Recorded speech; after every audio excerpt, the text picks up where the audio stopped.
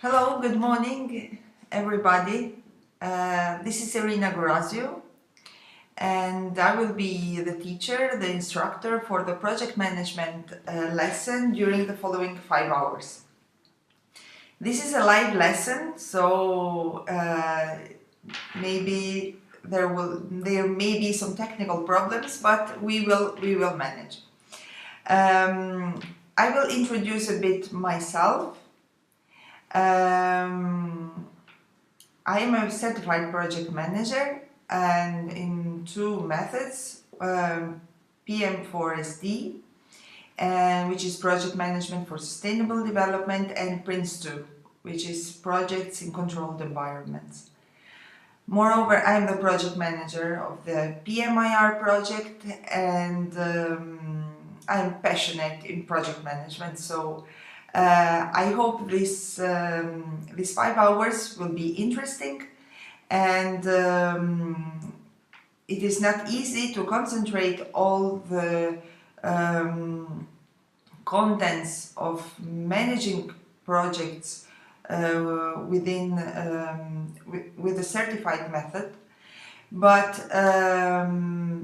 we will do our best. So I have prepared several contents, several slides.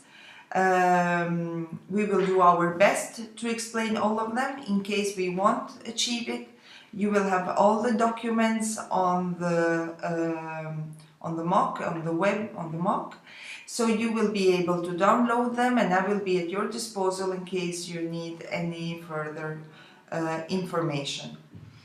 Our lesson will be divided into two sections. The first one lasting 2 hours and a half, and the second one lasting 2 hours and a half. I will make my presentation during 2 hours and 15 minutes, leaving the last 15 minutes in answering to your questions. So I kindly ask you to write down your questions you have in the section for the questions, and then in the last 20-15 minutes I will answer all the questions related to the first part. Then we will have an hour's and during the second section I will answer the questions of the second section. So let's start with our lesson, and I hope it will be interesting.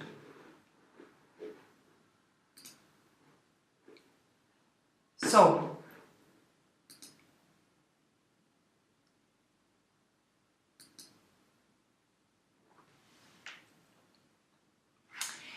as I said, this lesson is divided into two parts. The first one is from the project idea to the project management. The second section is getting into the project management. During this lesson we will see 6 areas, 6 parts: the introduction, who the project manager is, what is the structure of the project, what the principles are, what are variables and tolerances, and what are the common causes of project failure. So let's start with the first part. This module aims to transfer you the basic knowledge of project management, which can be applied in the management of an integrated sustainability report project within an organization with some responsibility and autonomy. It is based in the global best practice method of project management PRINCE2, projects in controlled environments, and adapts the main features of the method to the specific needs of an integrated sustainability report project. We will also see some elements from the project management method PM4SD, project management for sustainable development. The scope of this module encompasses the other 9 modules and should be considered as an integration and not as separated. So the PMIR course is composed out of 10 modules. This one is an integration. So after this module, you won't be project PMIRs. You will need all the other 8 modules and knowledge, skills and competencies of the other 9 modules in order to get to manage an integrated report or sustainability report project with some autonomy and responsibility. As you will see, knowledge is very important for managing projects, but what really makes a good project manager is experience and lots of errors and lessons learned. The aim, so, is to transfer you the knowledge, skills and competencies in project management, defined as the planning, delegating, monitoring and control of the project. It will go through the PRINCE2 structure and elements, so principles, themes, processes and tailoring, with a specific focus on project's variables, which are the performance indicators to be taken under control and monitored. So let's start with the second part, the project manager. First thing, we will contextualize our lesson. Worldwide, there are plenty of standards, bodies of knowledge and methods related to project management. The two most famous ones are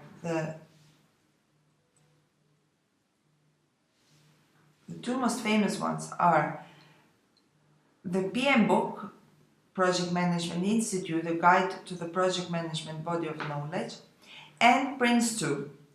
Although there are other methods and bodies of knowledge which support project managers in finding the correct way to manage their project. What is a standard? A standard provides rules, guidelines or characteristics that can be used consistently to ensure that materials, products, processes and services are fit for their purpose. It does not state how activities should be carried out to achieve this. A body of knowledge looks at what a competent project manager should know and focuses on what and how to do it. While a method, such as PRINCE2, provides not only a set of activities to be done, together with roles, but also techniques for undertaking these activities. PRINCE2 separates the management of the work from the specialist contributions, such as design and construction. The specialist aspects of any type of project are easily integrated into the PRINCE2 method. Focuses on what needs to be done rather than prescribing how everything is done. It is based on established and proven best practices and governance for project management, can be tailored to meet the specific needs of the organization and scale to the size and complexity of different projects. Moreover, it can be applied to any type of project and promotes learning from project experience and continual improvement in organizations. Therefore, our lesson and the method of project management that we will use during this section will be based on PRINCE2. Now let's see a short video on presentation of PRINCE2. PRINCE2 is firmly established as the world's most practiced method for project management, with over 1 million certified professionals based in over 150 countries worldwide. It's practical, flexible and scalable, and can help you to manage any project, regardless of whether it's building a new skyscraper, delivering a digital transformation project, or executing a marketing campaign. PRINCE2 is based on decades of experience from thousands of project management professionals.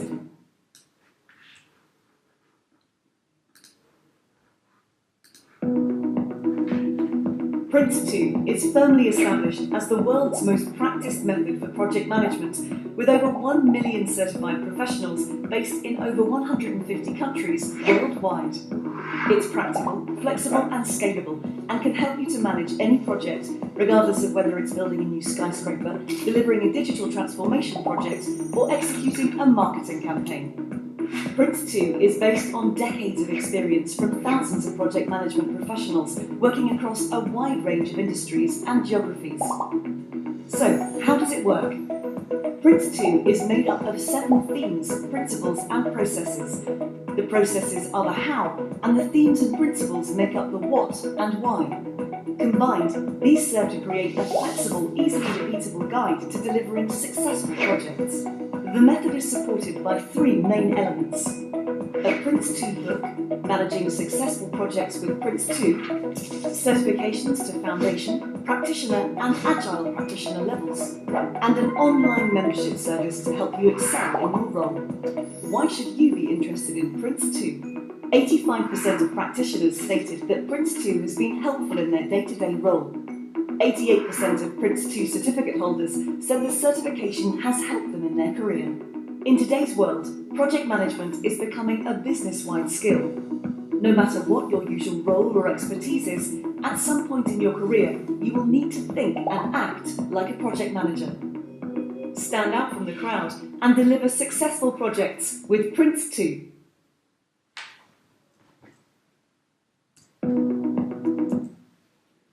So let's see how to deliver a successful integrated report, sustainability report project with PRINCE2.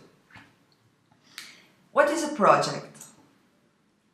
The PRINCE2 definition of project is that a project is a temporary organization that is created for the purpose of delivering one or more business products according to an agreed business case. So let's go through these terms. In organization, a project has a defined structure of roles and responsibilities. Therefore, we talk about organization. Temporary, the project has a start, a delivery, and a controlled closure. Projects are means by which we introduce change. In the moment that the change has been introduced, the project becomes business as usual. Products. The project is born in order to deliver one or more final products, named also outputs, which need to be identified at the early stage of the project. Outputs produce outcomes, that is change, which produce benefits, contributing to achieve company strategic objectives. An agreed business case, the project needs to produce return on investment, therefore needs to be continuously justifiable. These terms and these ideas will be introduced and will be delivered during all the lesson because these are the main features that compose a project and that compose a successful project managed through PRINCE2. But let's see, why are projects born? Why do we need a project? Why is it possible that we need to deliver a project and we cannot use the business as usual in order to deliver the new product, the new services, or any new process that we want to introduce in our organization? Why are projects born? Projects are born in order to introduce change. But what is the difference between a project and a business as usual? Many of the required skills are the same. We can introduce change also through business as usual. Why do we need a project to produce change and we cannot use business as usual? Why a project manager not necessarily is a business manager? The characteristics of project work distinguish it from business as usual for the following reasons. Projects are means by which we introduce change.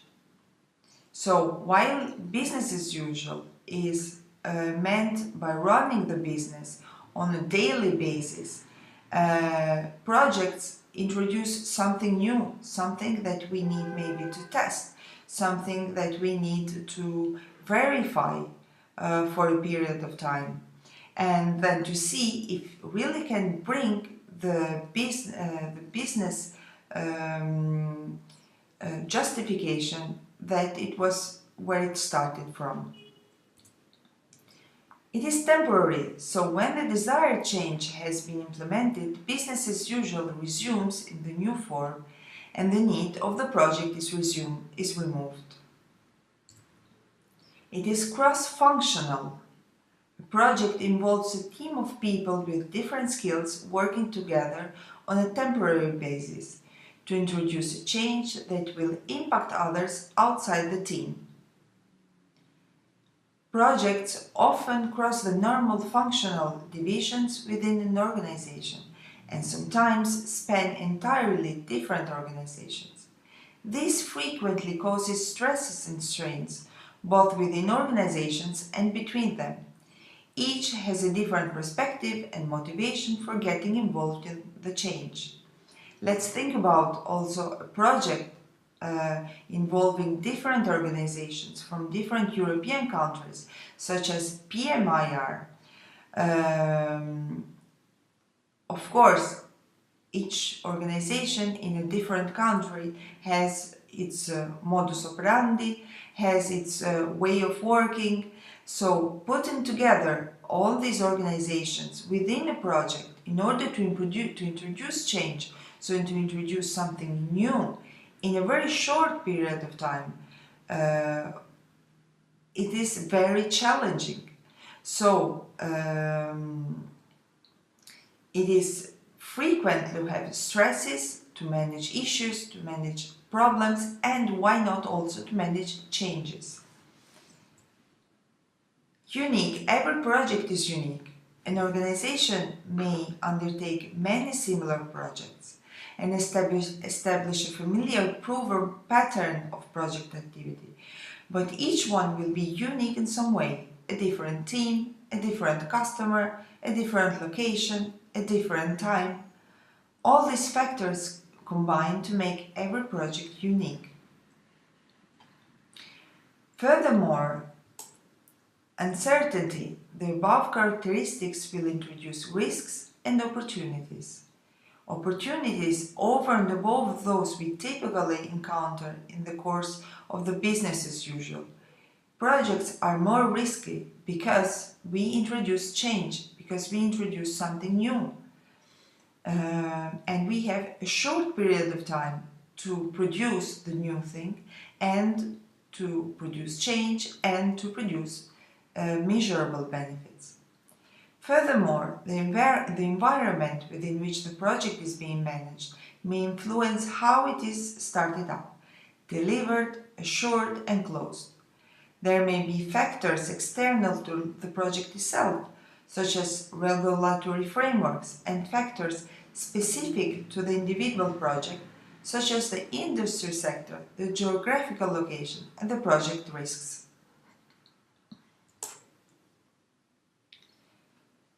Let's go now into the definition of project management. Project management is the planning, delegating, monitoring, and control of all aspects of the project and the motivation for those involved to achieve the project objectives within the expected performance targets of time, cost, quality, scope, benefits, and risks. What is the purpose of project management? The purpose is to keep control over the specialist work required to create a project product, or to avoid that one specialist project is created in the wrong moment. For example, a new house is completed by creating drawings, foundations, floors, walls, windows, a roof, plumbing, and so on. None of this is project management. So why do we need a project management at all? In order to continue with the house analogy, to avoid that the roofing contractor does not arrive before the walls are built. So, in order to avoid that the specialist product is created in the wrong moment. What are the benefits of using project management? We use project management because it implements a secure, consistent, well-proven approach to projects, which are this way managed with an valuable business investment. Given the fact that we introduce change and that projects work entails a higher degree of risk than many other business activities, may not be used to manage projects. So, who is the project manager? The project manager is the role accountable within the project to the project board and ultimately to the executive, who has the authority to run the project on a day-to-day basis within constraints laid down by them. The project manager competencies are therefore planning, time management, people management, problem solving, attention to details, communication, negotiation and conflict management. All these competencies are relevant for the project management in order to deliver a successful project while creating a collaborative approach and involving all the related and important stakeholders within the project. It is very interesting to note that also the attention to details is a very relevant competence for the project management, for the project manager.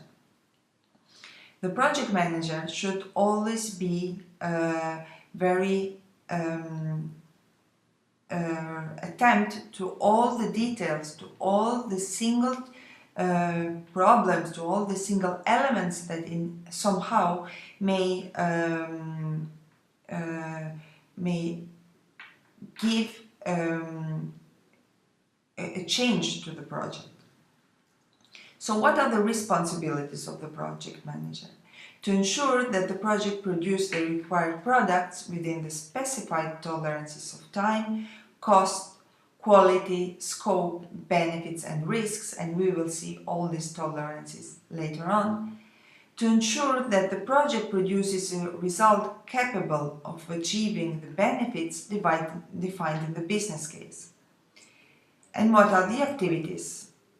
First activity, plan. In order to achieve the control over anything, there must be a plan.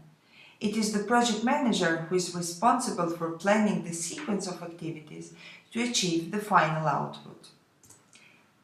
Delegate. It is important in any type of management, but particularly in the project management, because of the cross-functionality and risks.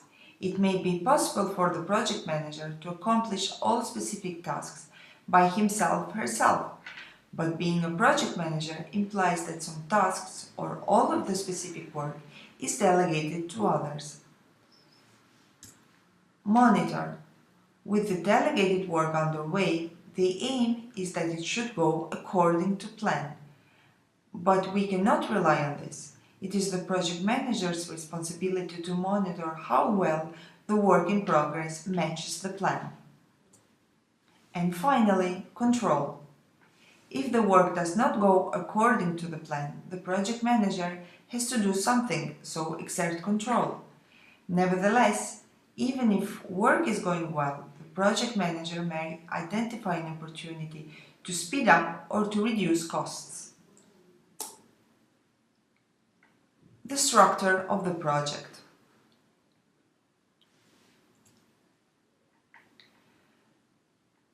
Projects start from strategic objectives. What are strategic objectives? They are general objectives. That is a long statement that leads project direction. It is formulated by corporate, the program manager or the customer who gives mandate to the project manager. It is achieved beyond project's span. The project contributes to its achievement. Out of strategic objectives, the specific objective is elaborated. Specific objectives are short-term objectives which should be met by the project at its closure through the final output. So we meet the specific objective with the project while we just contribute to the strategic objective. This specific objective states the change to be realized and the final output to be achieved. In order to assure feasible and measurable objectives, they should be SMART. We will see this in the next slide. Once that we have defined the strategic objective, we need to define what is the final output of the project that contributes in achieving this specific objective. The final output is the tangible or intangible product achieved at the end of the project. Projects should produce outputs which achieve specific objectives, and these are specialist outputs. Apart from specialist outputs, the project has management outputs, which are created solely for the purpose of managing the project. So we should distinguish between management outputs and specialist outputs. The final output should produce change, that is, outcome. Outcomes are change produced by the product. If a project produces a final output but does not produce change, and if these changes should not contribute to produce benefits, then we don't have a successful project, but just a project which has a final output. Outcomes should contribute in producing benefits, that is, measurable improvements resulting from an outcome perceived as an advantage by one or more stakeholders. We will see later on that outcomes may also produce disbenefits. Benefits contribute in achieving the strategic objective, where the project was born from. These benefits should remain sustainable and contribute to produce more benefits in order to assure profitable change and return on investment. So let's see what are the SMART objectives, why specific objectives are called SMART. They are SMART because they should be specific. The objective targets a specific area of improvement within corporate goals, strategic objectives. Measurable. The objective can be quantified through indicators of progress, so key performance indicators. Achievable. The objective specifies who will do it, how it has been agreed, and how it will be attained. Realistic. The objective states that results can realistically be achieved given available resources. And time-related. The objectives specified when the results can be achieved. So if we don't have SMART objectives, we cannot check at the end of the project if the output has met these objectives. Not only objectives, the achievement of the specific objectives should also be monitored and controlled during all the project. So, in order to control these projects and in order to use indicators, we need to describe these specific objectives in a specific, measurable, achievable, realistic, and time-related way. A project may have one or more specific objectives. All of them should be met by the end of the project through the final output. If we have a specific objective which was not achieved by the final output, then the project is not successful.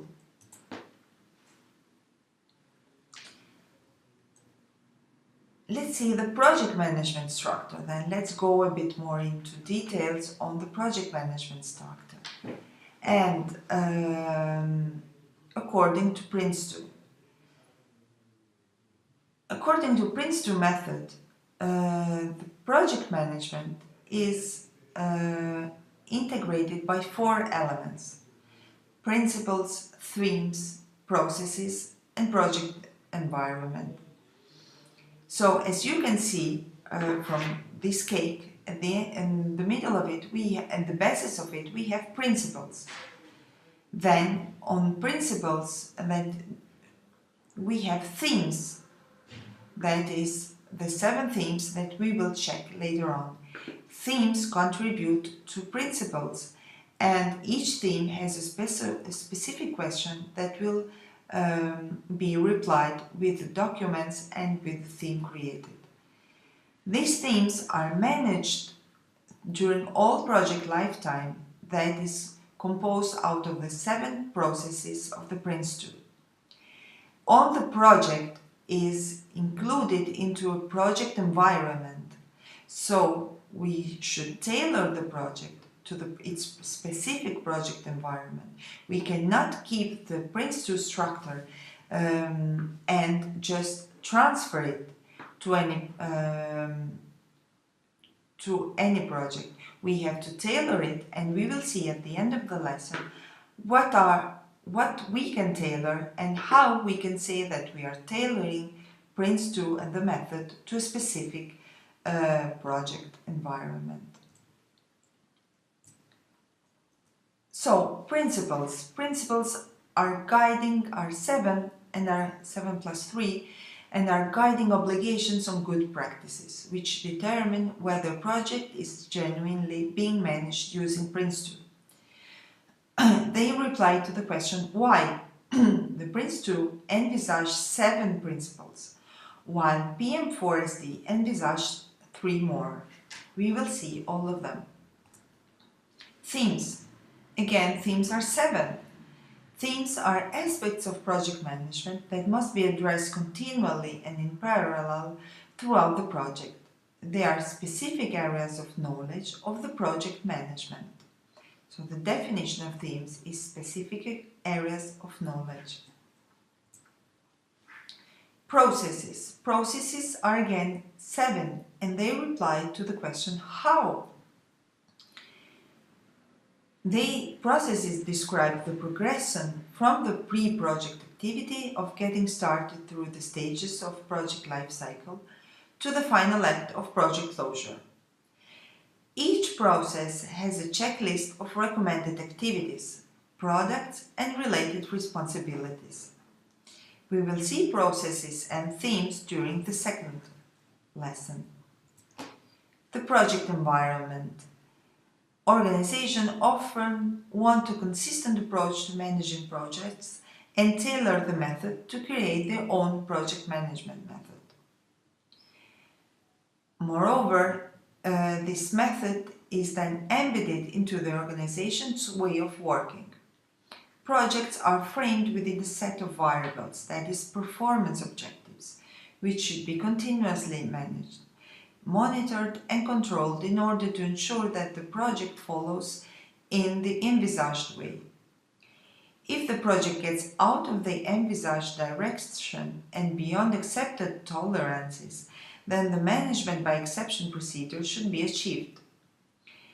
During the first lesson, we will go through principles, variables, and tolerances, while during the second lesson, we will analyze themes, processes, and how to tailor roles, responsibilities, themes, processes, and management product to the specific project environment. So let's start with principles. Principles, as we say, are 7 plus 3. Two principles are continued business justification, learn from experience, defined roles and responsibilities, managed by stages, managed by exception, focus on products, tailored to suit the project environment. But what are the characteristics of these principles? Why are they the basis of any project being managed through Prince2? First of all, they are universal, that is, they apply to every project. They are self-validating, in that they have been proven in practice over many years. Empowering, because they give practitioners added confidence and ability to influence and shape how the project will be managed. Those principles provide a frame of good practice for people involved in the project and were developed from lessons taken from both successful and failed projects. Pre and 4SD principles are collaborative approach, sustainability, and policy. These are three principles which are added because in a project managed according to sustainable principles. PM4SD in fact is named Project Management for Sustainable Development. Now let's start with the first principle, continued business justification. All projects should have a justified reason for being started, have a recorded and approved justification, and ensure that justification remains valid and is revalidated throughout the life of the project. How do we document this principle? Through business case or business plan or a similar document. The business justification drives decision making to ensure that the project remains aligned with the benefits being sought, which contribute to the business objective. Poor alignment with corporate or program management or customer strategies can result in project being inconsistent. Projects driven by legislation or regulation, which is, for example, the PMIR project or any integrated report sustainability report project, so which are compulsory, should be supported by a business justification to demonstrate that the chosen option represents the best value for money. Justification should remain valid throughout all project span. Nevertheless, it may change. It is therefore important that the project and the involving justification remain valid. What happens if a project does not have anymore a business justification? If a project can no longer be justified, then it should be stopped.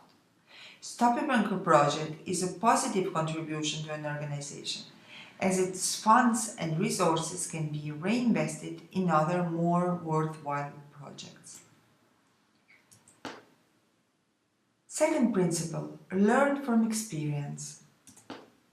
Project teams learn from experience. Lessons are sought, recorded, acted upon throughout the life of the project. Projects involve a temporary organization for a finite timescale for a specific business option.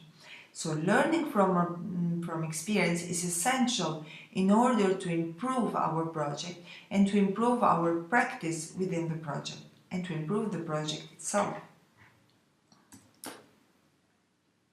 This depends from the common characteristic of all projects, that is uniqueness. Projects cannot be managed by existing line management or functional units. It is this element of uniqueness that makes projects challenging, as the temporary team may not have the experience of a project like the one being undertaken. We document this principle in daily logs, lessons logs. Daily logs and lessons logs are mainly used by the project manager during all project life cycle. Daily log is created at the beginning of the project, while lessons log is created at the initiation of the project.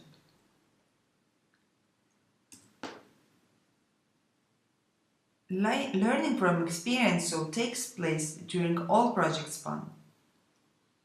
When starting a project, Previous or similar projects should be reviewed to see if lessons should be applied. As the project progresses, the project should continue to learn. Lessons should be included in the relevant reports and reviews. The goal is to seek opportunities for continuous improvement.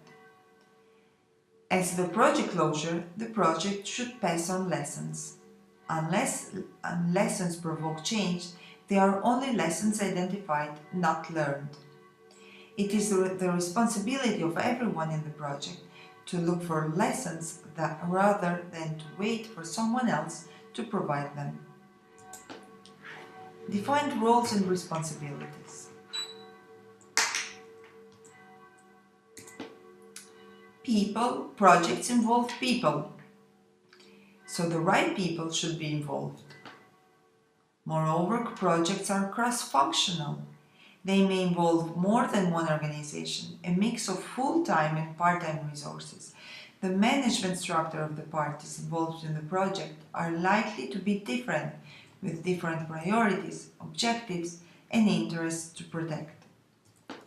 Successful projects must have an explicit project management team consisting of defined and agreed roles and responsibilities for the people involved in the project, a means for effective communication between them. All projects have the following primary stakeholders which should be involved during all the project life cycle. These stakeholders are business sponsors, who endorse the objective and ensure that the business investment provides value for money. Users, after the project is completed, users will use the products to enable the organization to gain the expected benefits. Suppliers provide the resources and expertise required by the project, internal or external. All these three stakeholders' interests need to be represented effectively in the project management team. 2 out of 3 is not enough. It is the project costs. If the project costs outweigh the benefits, the project will be seen as a failure. Equally, if the project does not meet the user's or operational need, or cannot feasibly be delivered by the suppliers, failure is inevitable. The stakeholders' interests are represented in the project board. Managed by stages.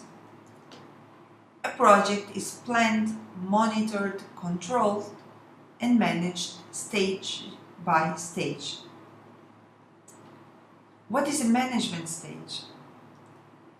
A management stage is the section of the project that the project manager is managing on behalf of the project board at any one time, at the end of which the project board will wish to review progress to date, to state the state of the project plan, the business case and risks, and the stage plan, in order to decide whether to continue with the project. The project board authorizes one management stage of the project at a time. Towards the end of each management stage, other than the final one, the project manager will review the business case and project plan, update the project documentation with the results of the change, and create an end-stage report and an end-stage plan to request authorization to commence the next management stage. The project board authorizes the next management stage if there is sufficient business justification to continue. The project must have at least 2 management stages, an initiation stage, at least 1 further management stage.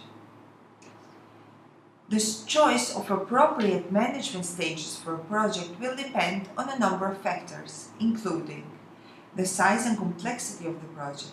For example, shorter management stages offer more control, whereas longer management stages reduce the burden on senior management. We call senior management the 3 stakeholders represented in the project board, that is, executive, senior user, and senior supplier. Significant decisions and control points required during the project's life cycle. So, the number of management stages depend on the significant decisions and control points required during the project's life cycle. Also on the organization policies and standards. This principle ensures that the project is properly initiated before work starts on delivery of project outputs. The project board delegates to the project manager the authority for day-to-day control of a management stage within agreed tolerances. As long as the management stage is forecast to remain within tolerance, the project manager has discretion to make adjustments as required. This allows the project board to manage by exception, retaining the level of control it requires while reducing the administrative overhead of being involved. Manage by exception. A project has defined tolerances for each project objective to establish limits of delegated authority. Governance is enabled by defining distinct responsibilities for directing, managing, and delivering the project, defining accountability at each level. How is accountability established? It is established by delegating authority from one management level to the next, by setting tolerances against risk against 6 aspects of performance, that is variables, for the respective level of plan: cost, time, quality, scope, benefits, and risks. Setting up controls. If these tolerances are forecast to be exceeded, they are in exception and immediately escalated to the next management level for a decision on how to proceed. Putting an assurance mechanism in place so that each management level can be confident that such controls are effective. 6th principle: focus on products. Projects focus on the definition and delivery of products, in particular their quality requirements. Projects that focus on what the project needs to produce are generally more successful than projects whose primary focus is the work activity. This is because the purpose of the project is to fulfill stakeholder expectations in accordance with the business justification, and to do this there must be a common understanding of the products required and the quality expectations for them. The purpose of a project can be interpreted in many different ways unless there is an explicit understanding of the products to be produced and the criteria against which they will be individually approved.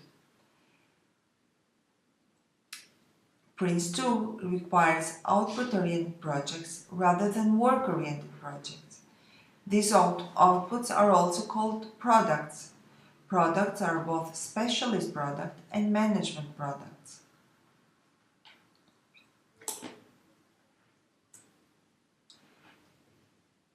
This focus on products ensures that the project only carries out work that directly contributes to the delivery of the product.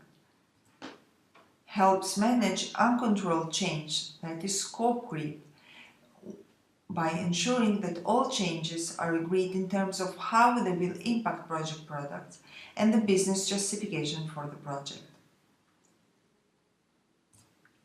Reduces the risk of user dissatisfaction and acceptance dispute by agreeing at the start what will be produced by the project.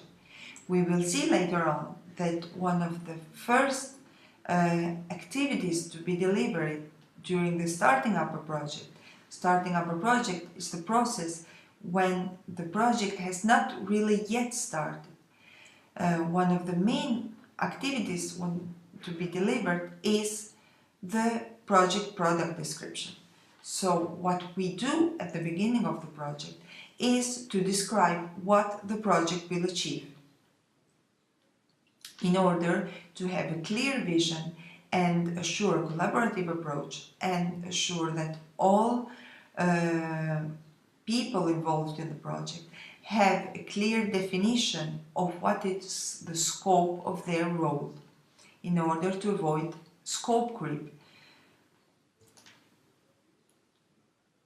Product descriptions provide clearly the purpose, the composition, the derivation, the format, the quality criteria and the quality method for each product. We should consider that a project has a final product, but apart from the final product, the project may have other specific products called specialized products. These products are the result of a work package. So, apart from defining what the final product is, we should also define what the other specialist products of the project are. And we will see this during the planning theme. Tailor to suit the project environment. The method of PRINCE2 should be tailored to suit the project environment, size, complexity, importance, team capacity and risks. The purpose of tailoring is that the project management used is appropriate to the project, that is aligning the method with the business process that may govern and support the project, such as human resources, finance and procurement. Project controls are appropriate to the project scale, complexity, importance, team capacity and risks. For example, the frequency and formality of reports and reviews. Project tailoring is done by the project board and the project manager. It is done at the project initiation stage and documented in the PID, Project Initiation Documentation, that we will see later on. So these were the 7 principles of PRINCE2. Let's add now the other 3 principles of PM4SD. The first one being collaborative approach. Collaboration is relevant within projects because they are cross-functional. It is particularly relevant within projects related to sustainability and integrated thinking. The issue related to sustainability is complex, and a wide range of stakeholders are affected by its impact. This requires a holistic approach which delivers a range of outcomes. In this context, a strong process of collaboration at corporate and project level is required to allow collective decisions and awareness raising also at delivery level.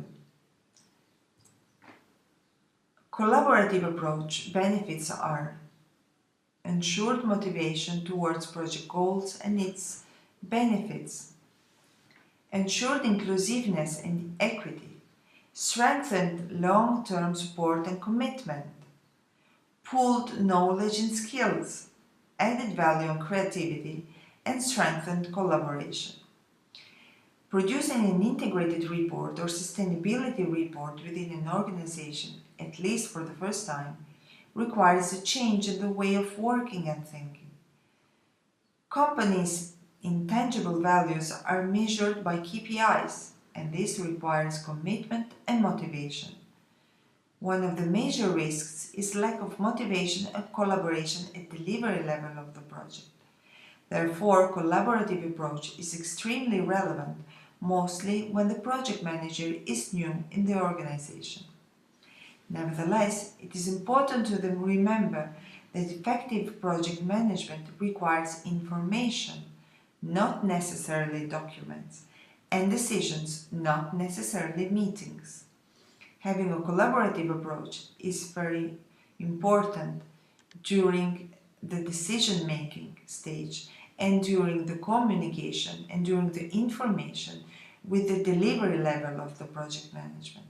Once the decisions are taken, then meetings are not relevant only, or they are relevant only in the case of being managing any problem, any concern, or any issue, or in the moment of having checkpoint reports. So the reports, the time-driven reports decided by the project manager and the team manager in order to report on the work delivered so far. So collaborative approach is important, but it should be kept under control in order to avoid that decision making is not taken at the right level of management. Sustainability. Projects need to be sustainable. As we could see from the beginning, from the structure of the project management, we have the strategic objectives, we have the specific objectives, we have the outputs, the outcomes and the benefits who contribute to the strategic objectives. But all these elements, all these benefits, all these measurable improvements should remain sustainable. And so, being sustainable, they are able to activate more benefits and then to improve the return on investment, and so to bring business benefits. Not only sustainability, as you know, is meant also as the social impact of the project, the environmental impact of the project. So the projects should bring benefits, reducing, having a low impact environmentally, but also producing a high impact socially. That's why the collaborative approach is also important. That's why roles and definitions are also important. That's why assuring an introduction, a change that brings benefits also to internal stakeholders of the company, for example, to company's employees, is also important. All this considering if the project is delivered within an organization. If we are delivering projects which are not within an organization, but which encompass several organizations, then we should consider the benefits of the employees, but also of the target group, of the direct target group, of all those users which will get the output at the end of the project. Users are included in the project board, so it is also one of the responsibilities of the users to give information on how the outputs, how the benefits will remain sustainable. Nevertheless, it is also the executive responsibility to ensure that the business investment remains sustainable. And finally, it is also the project manager responsibility to ensure that the project goes under in a certain direction and that the outputs being achieved really contribute to the benefits which can remain sustainable later on. Sustainability is a principle which goes beyond project life cycle. So it is not directly monitored during the project, but how the project is proceeding gives information on how the benefits will remain sustainable later on and what is their sustainability impact later on at project closure. And the last principle is policy. Projects are supportive of overarching sustainable policy objectives. They need to be consistent with the policy framework at local, national and international level. The project manager needs to analyze the policy context during the whole project life cycle. Projects, as we said, projects are not standing by their own. They are involved into an environment. This environment is also framed by policy frameworks, which should be considered at local, national, European and international level.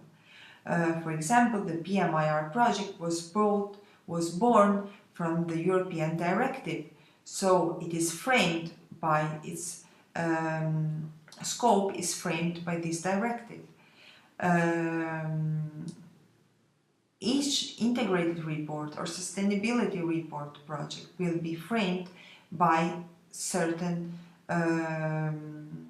rules, regulations, laws, and so it is very important for the project manager to be well informed on these rules, or since the project manager should not know everything, the project manager should have on its project management team competent people on policy frameworks.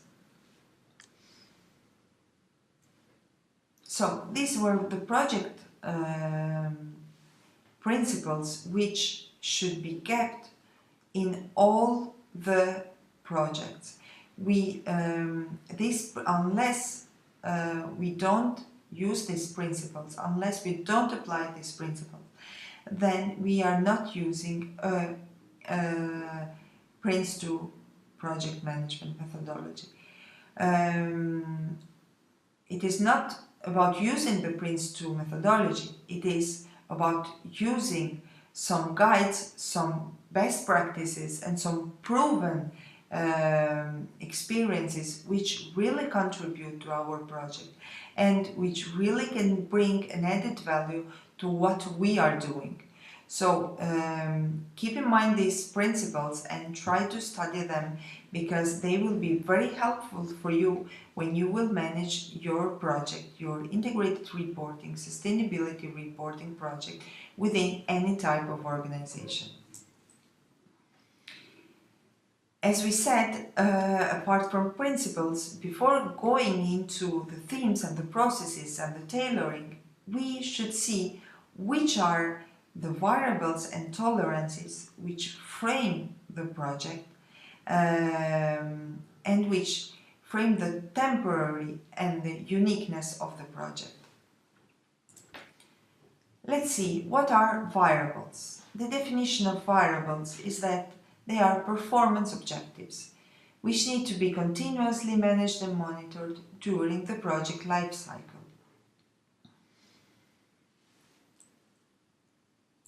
Variables define the planning, delegating, monitoring and control of each project phase and each management level.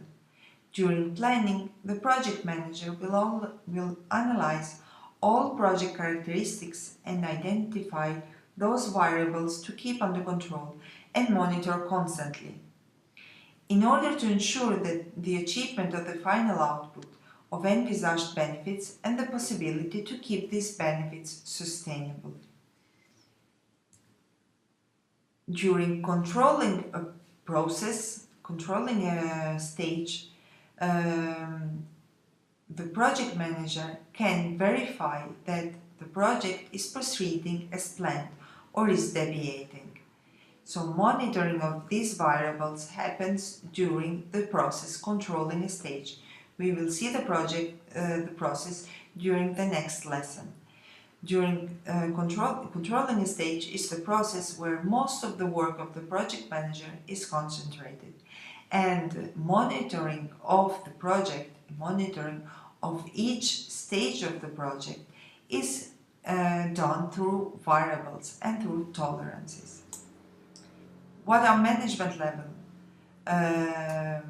Through variables, the upper management level frames the decision-making level of the lower management level. For example, the project board versus project management, the project manager versus team manager, and the team manager versus team staff. So, variables frame the decision-making level of each management level, and this framing is done from one upper management level to the lower management level. Within these variables, within these tolerances, the responsible for that stage or that work package, that is, for example, the project manager or the team manager, can make any decision without asking for an authorization from the upper management level. When the responsible of that work package or of that stage checks that the stage or the work package is going beyond that variable, that in this case the authorization should be asked, because the responsible goes out of his or her own decision-making framework. What are the 7 variables? PRINCE2 envisaged 6 performance objectives, which delimited the project and relied to specific questions. Added to this, the PM4SD adds the 7th variable. So the 6 performance objectives of PRINCE2 are timescale, which answers the question, when is the project finishing? How long is the project lasting? Cost, what is the project cost? What is the cost of each output? How much do we need to spend in order to achieve the project output? Quality, the product will be used at the end of the project. The products meet project-specific objectives. So why are we sure that what we will achieve at the end of the project will really meet the specific objectives, will be helpful, and will support the activation of change and then the activation of benefits? Scope. The scope of the project is done by the products that the project will produce. So what exactly will the project produce and what will not be produced? If the project produces something that is not envisaged in its planning, then we say that we are within a scope creep. Benefits. What are project benefits? Why are we undertaking this project? What is the business justification for undertaking the project? What are the measurable improvements that we want to have at the end of the project? Risk. Which risks can be assumed? What is the cost of each risk? We cannot expect that our project is without risks. Project managers with low experience and with low knowledge of any methodology may think that the project will go straight on as it was planned. Well, this is absolutely unrealistic. Projects are always subject to risks, are always subject to issues, to changes, to external risks, to internal risks. So planning the risks, and we will see it during the theme risks. Planning properly the risks make it possible that the project goes as it was planned, and make it possible that the project is producing the expected benefits. As we said, the 7th principle added by the methodology PM4SD is sustainability. Each variable is expressed by setting the maximum and minimum permissible deviation from the objective. This permissible deviation is named tolerance. Within tolerances, the project management responsibility level has the authority to make decisions and modifications. If the project or the phase of the work package goes beyond tolerances, then the management by exception procedure is triggered.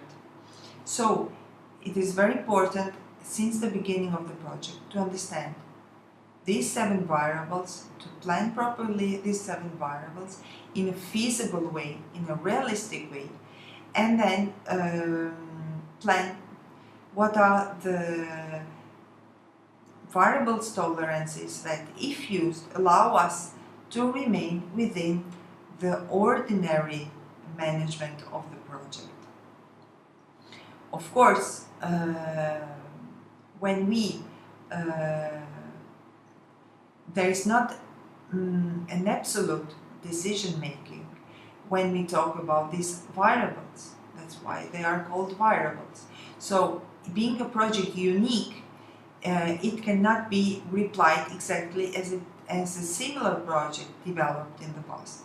So, for example, taking the time scale, we should see if a project can be developed within 1 year, within 3 months, within 2 years, or when is the final date when we have to deliver our project.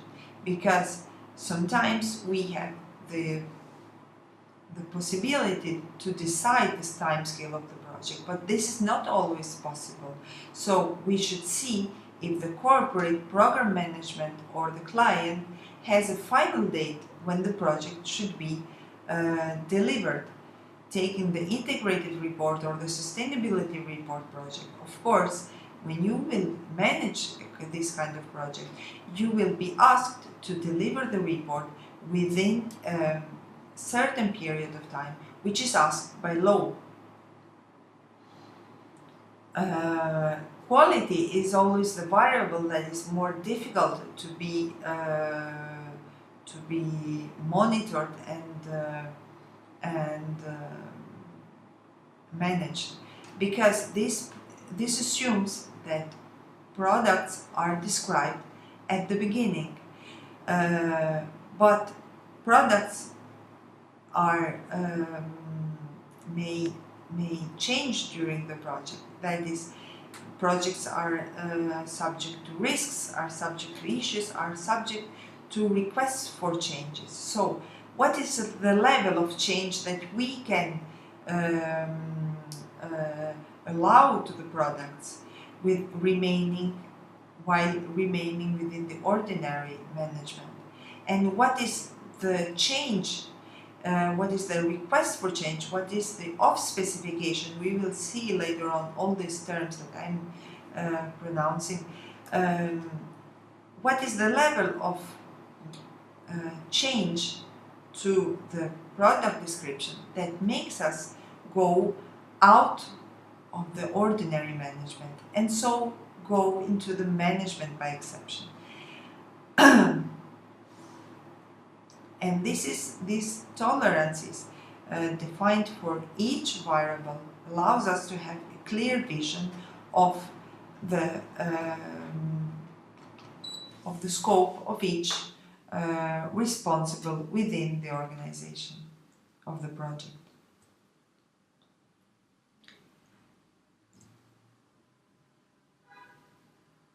Tolerances of the 7 aspects of the performance are expressed at each level of the plan. For example, the time scale. The time scale is the degree at which a project is permitted to deliver later or earlier than an agreed target completion date. So when we talk about tolerance, we don't talk about the maximum level of deviation, but also the minimum level of deviation. If we should deliver a product, a specialist product within the project at a certain date, and maybe we could have some days of delay, but we should also check how in advance this product could be delivered, because also in this case we don't need that product until a certain period of time. So we should check which is the earliest period of time that we can have it. And what happens if the product is delivered earlier than what we are expecting. Maybe in this case the product was delivered earlier because it was not in the requested quality. So in this case we should also check if the requested product, what are the tolerances of the quality of the delivered product.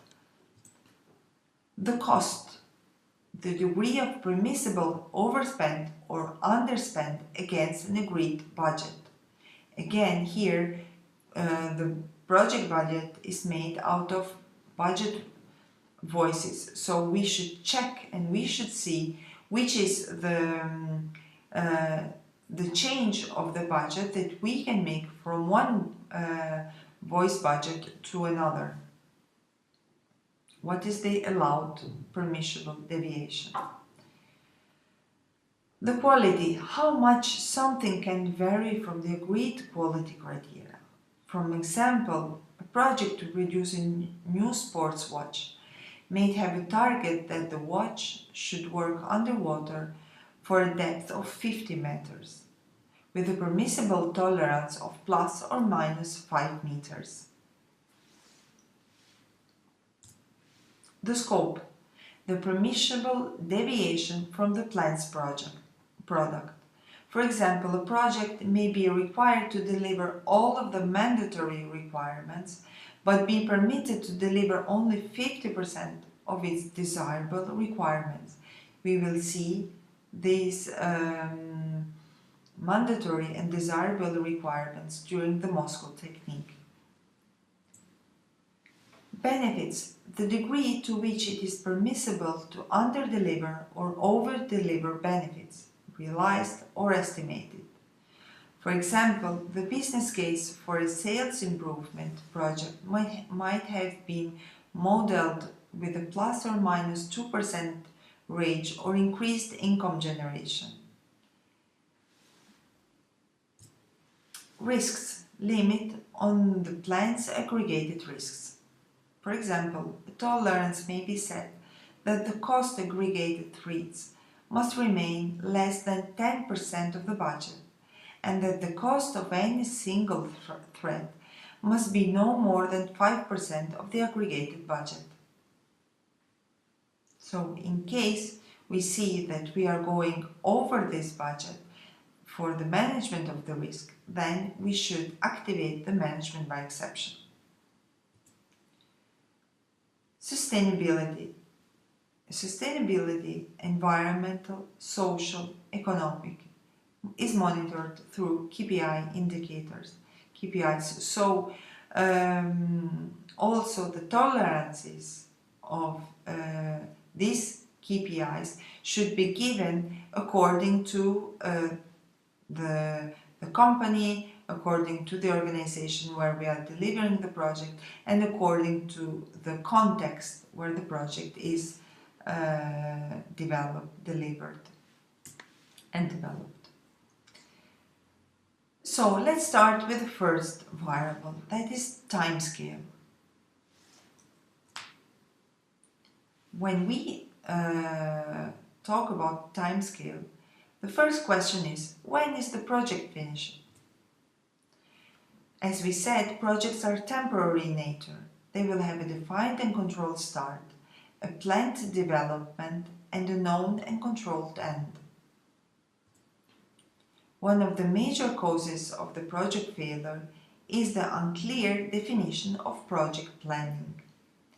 When we don't know when the project will finish, because we don't know quite well how we have described the project output. Depending on the description of the project output that we do at the beginning, during the starting up a project, that is even before the project starts, when we do the project product description, we should state and we should clearly describe how much time we need to develop that product. So unless we don't have a product description and we don't have a timing and we don't have, a planning which is led by the products that we will develop during the project, then it is very difficult to elaborate a time scale.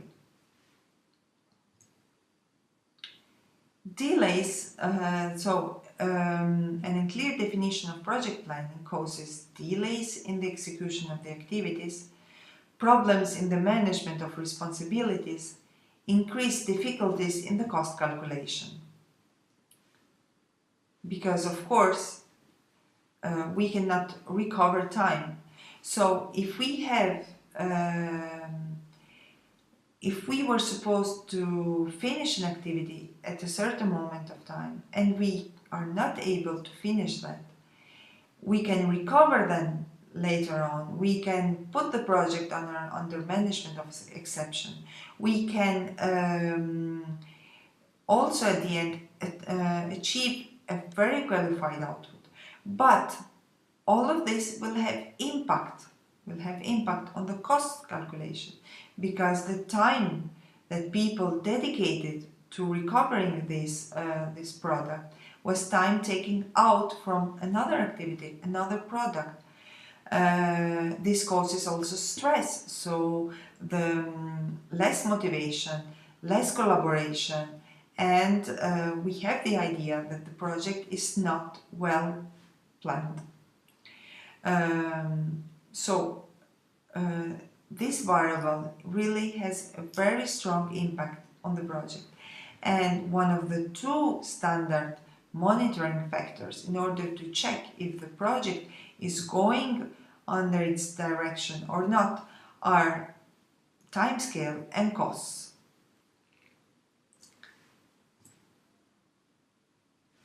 Probably most of you know that there are several ways to monitor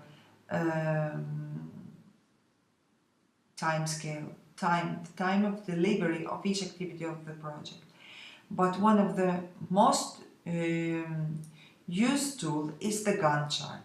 So we will check now a short video of what a Gantt chart is, how to build the Gantt chart and how to use it during your projects. Gantt charts are used a lot in project management, but have you ever wondered where they came from, what they really are, and how to use one? In the 1910s, a management consultant and engineer, Henry Gantt, devised a chart that showed not only what tasks need to be completed when, but also the start and end timelines for each task. As this has evolved over the years, the Gantt chart now also shows interdependencies of tasks, highlighting for everyone involved in the project what needs to be complete before something else can start. A Gantt chart is a graphical representation used in project management that will show the length of time tasks in the project should take.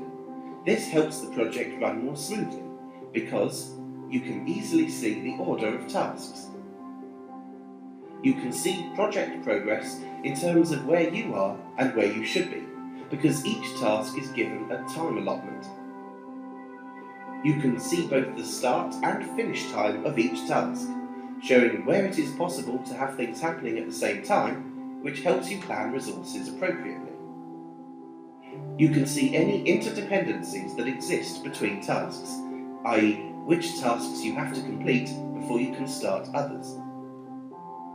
Not only will this help with the planning phase of the project, where you must decide the course of action to take, but it will also help you monitor the project and keep it on track. When you set up a Gantt chart, you'll need to think about what needs doing. Create a task list. Who is responsible for each task? How long will each task take? What problems might you face, and make sure you build in contingency time? Which tasks are dependent on other tasks being completed first? Now you have a clear idea of the order of things, you can start filling in your Gantt chart, showing the order of activities, where things can happen at the same time, and where one task must be complete before others can start. Once you have the Gantt chart designed and agreed by everyone on the project, you can use this one document to keep your team, stakeholders, and anyone else interested informed of progress. Simply update the chart to show schedule changes and their implications, or use it to communicate that key tasks have been completed. Like every tool, there are pros and cons to the Gantt chart. It can be time-consuming to keep updated. Overall, compared to the more basic list of tasks with a deadline assigned to them, the Gantt chart offers you great advantages, which have been realised by all types of business for all types of projects. So it is nice because in this video there is also another concept called contingency time. So the contingency time is the period of time that we leave from one activity to the other in order to avoid that delays affect the following activity. This depends, of course, on the interdependencies between one activity and the other. So having a clear vision of the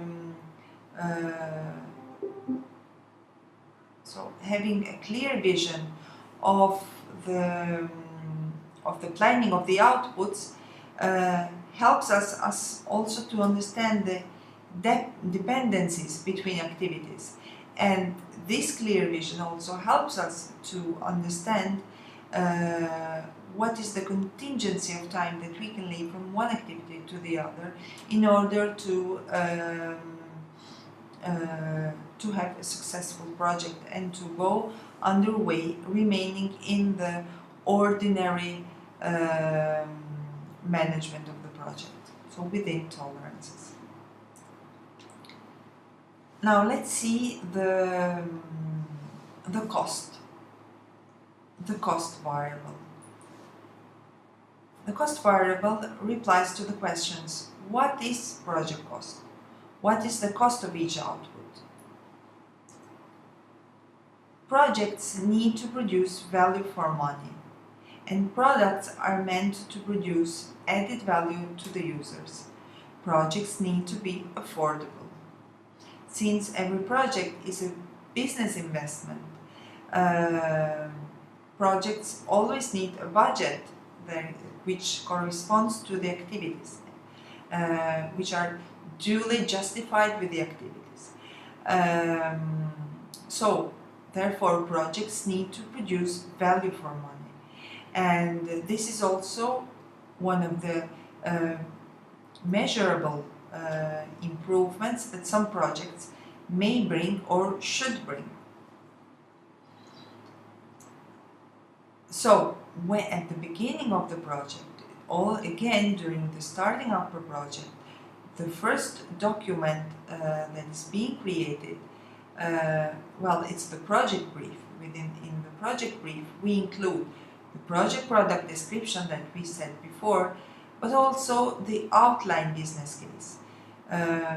We will see the business case later on, but the business case is the document where the business justification is done. And during this phase, we should make an investment appraisal of the business of the project that we are going to undertake. And some of the investment appraisal techniques are the following: the whole time costs, so analyzing the total cost of the implementation and any incremental transition, operational and maintenance costs. Net benefits, analyzing the total value of the benefits less the cost of implementation, transition and ongoing operation, calculated over a defined period. Return on investment, profits or savings resulting from investments expressed as a percentage of the initial investment. Payback period, a calculation of the period of time required for the ROI to repay the sum of the original investment. Discounted cash flow, a means of expressing future benefits based on the current value of money. Sometimes discounted cash flows include risk adjustments, as the business may not be confident that all the benefits will materialize. And sensitivity analysis. Business cases are based on uncertain forecasts. In order to identify how robust the business case is, it is useful to understand the relationship between input factors such as costs, timescale, quality, scope, risks, and outputs. For example, operational maintenance costs, business benefits, and business risks. Sensitivity analysis involves adjusting the input factors to model the point at which the output factors no longer justify the investment. For example, a project may be worthwhile if it can be done in 4 months, but ceases to be worthwhile if it were to take 6 months. So, as soon as we define the time, the cost, the risk, and the disbenefits, then we make a comparison with these elements and the benefits. Only if the benefits are higher with respect to cost, risk, and disbenefits in a due time scale, then we should undertake the project. Otherwise, we should not undertake it and the project should be dismantled. Quality. The product will be used at the end of the project. The products meet project-specific objectives. So when we deal with quality, we deal with the specific requirements of the product and of the project specialized products that are being created during the project life cycle. It is very important to specify the requirements of the project products since the beginning of the project. As we said in the starting of a project, we create the project product description.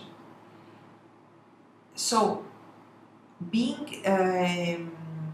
given that the project has limited time and has a limited budget, it cannot achieve everything that the user is asking and cannot achieve all the requirements, all the requisites that a product may have.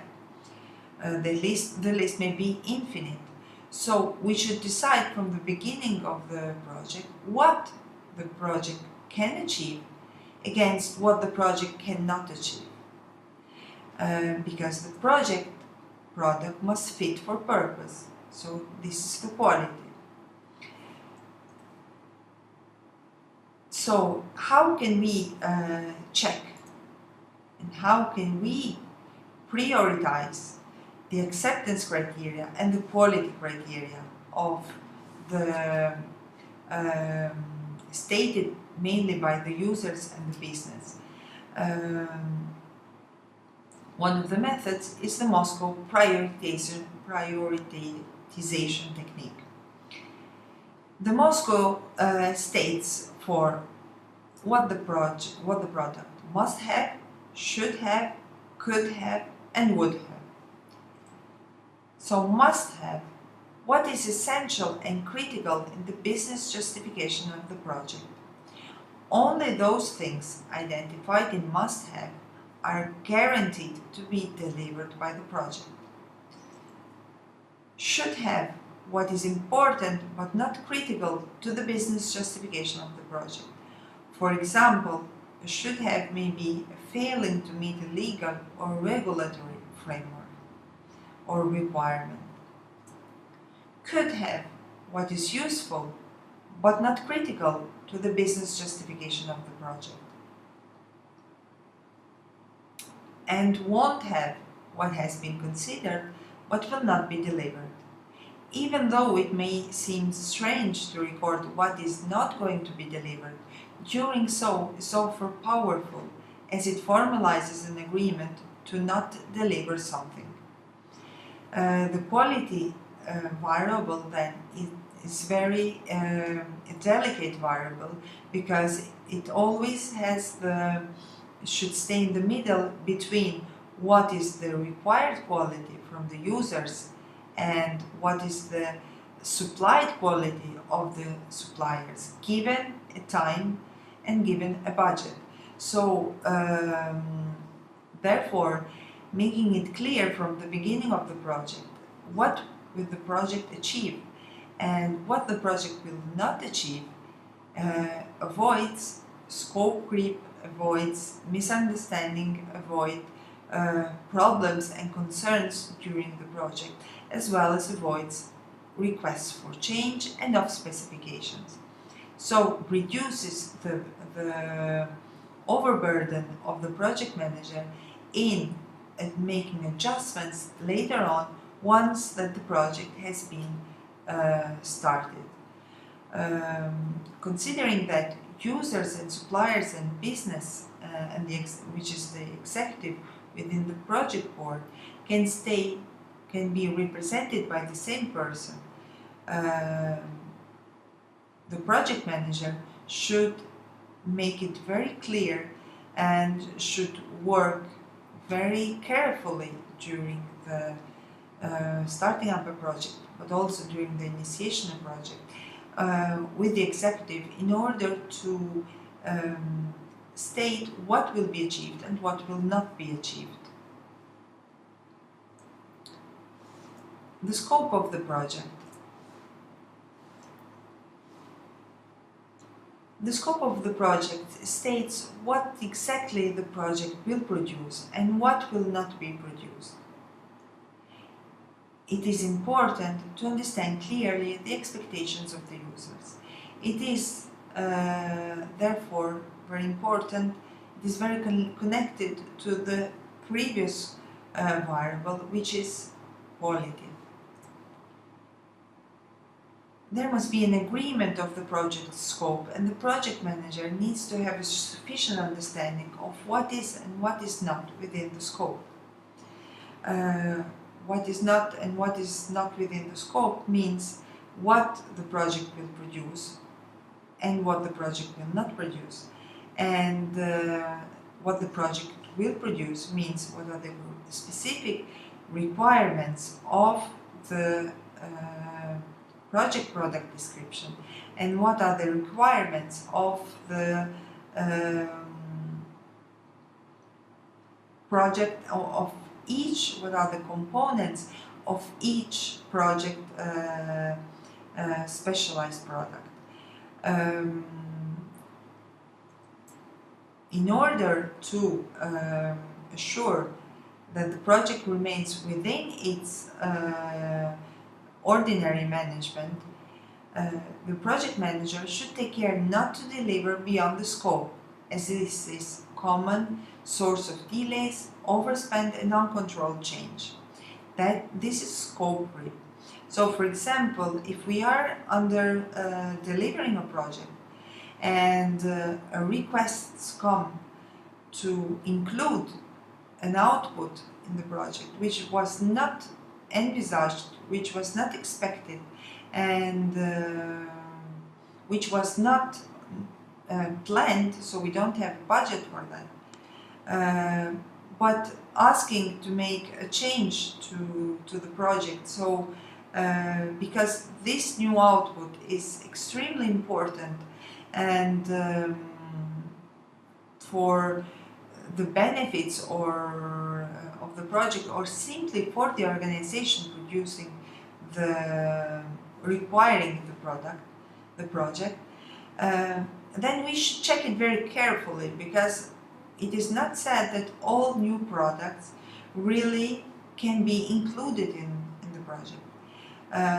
Although we may think that it gives a contribution to the final output, maybe producing a new product, delivering a new activity may be more a loss of resources that are put in a new product instead of being kept within the scope of the project that already was delivered. It happens that during the project implementation, people involved in the project at several management levels get particularly enthusiastic about the project, so they want to increase also the scope. They want to add more quality requirements, or they want to deliver the same quality requirements but with another quality level. Also, this should be kept under control, because the project has its own direction, and the project should follow that direction that is that is lined by the specific objective to the final output. So, unless we don't stay within this line, we may risk that what we produce is yes, helpful, but not what was planned, and so not what was necessary for achieving the final output and for achieving the benefits. So it is very the scope variable is very important to be kept under monitoring, and the tolerances of the scope variable should be very carefully designed and planned and absolutely agreed. The project scope delimitation, which is project scope delimitations, are the product breakdown structure and the associated product descriptions.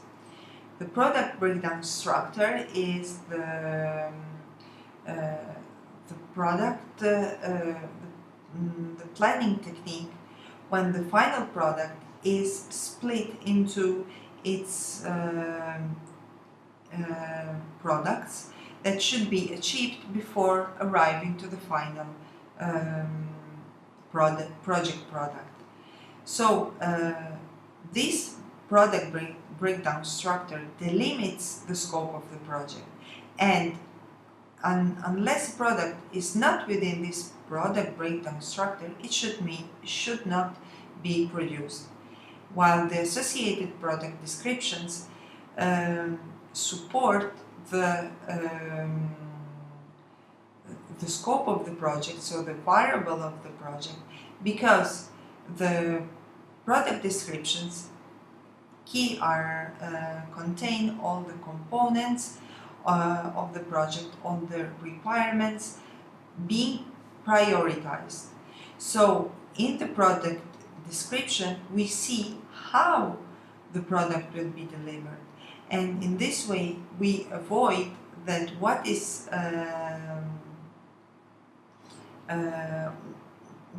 produced really is in line with what we are requiring.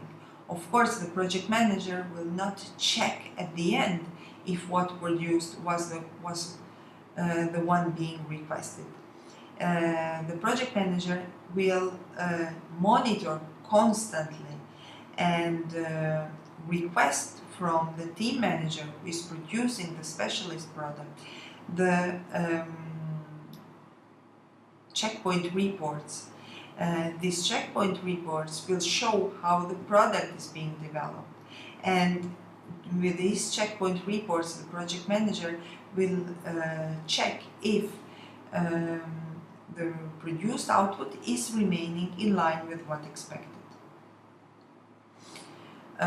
So these two elements are very, very important in order to delimitate the scope of the project and in order to keep the project on the track. Then we have the benefits. So why are we undertaking the project? What are the project benefits? Achieving project final output is not enough to achieve a successful project. If we have a final output that was already envisaged and we achieve it exactly as it was described and as it was planned, but nobody uses it at the end of the project, it is not producing any change, it is not supporting anyone in improving something, then that project is not a successful project. Project, as we said, products should produce change, and changes should produce measurable improvements. These measurable improvements are by definition measurable, so we should be able to measure, to define in a clear way and in a measurable way if what we are delivering is really what will bring the changes and will bring the business improvement. As I said before, in the starting up a project, the business case is outlined. The business case is the document where the benefits and the business justification are stated. So the business case is outlined, and from the beginning we can check if what we are going to deliver will really be what we need in order to achieve the benefits under the risks in a given time frame, and also taking in consideration the disbenefits. So successful projects trigger benefits, contributing to achieving strategic objectives. As we said before, we have the strategic objective, we have the specific objective, we have the project output, the project outcome, and the project benefits, which contribute to achieving the strategic objective. This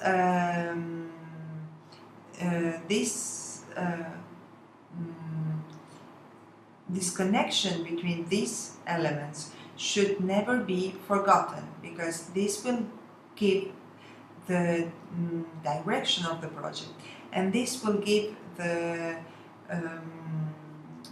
this will keep the project on the track and will keep the project under the ordinary management. So why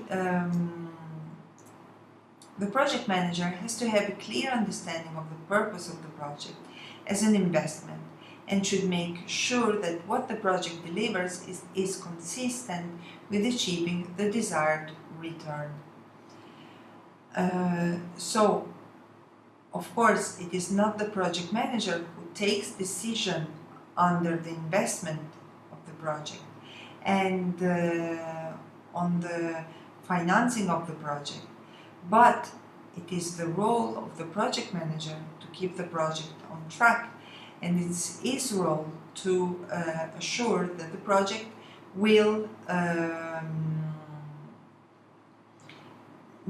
bring a return on investment. So during highlight reports, which are the reports that the project manager prepares for the executive and for the project board, but not only, but also during the managing stage boundary, which is another process where the project manager